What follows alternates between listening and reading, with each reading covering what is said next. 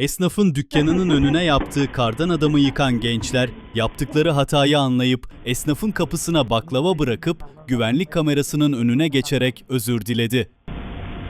Abla biz dün burada kardan adam yıkan şey çağırdık. Bu değildi. Ben siyah beyaz mutlu olan. Ama özür dilemeye geldik. Tatlı da getirdik. Tatlıyı buraya bırakacağım. Yarına kadar bir şey olmaz ama. Geldik açık değildi. Şu an gördük biz haberimizi.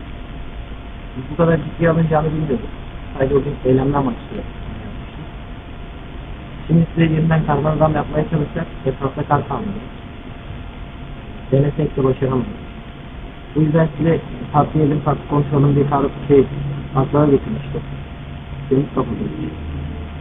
Bizden ben çok özür diliyorum. Diğer arkadaşımla birlikte yarın gelmeye çalışacağız.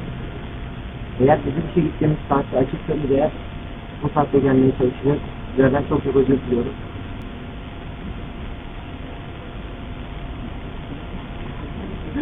Evet.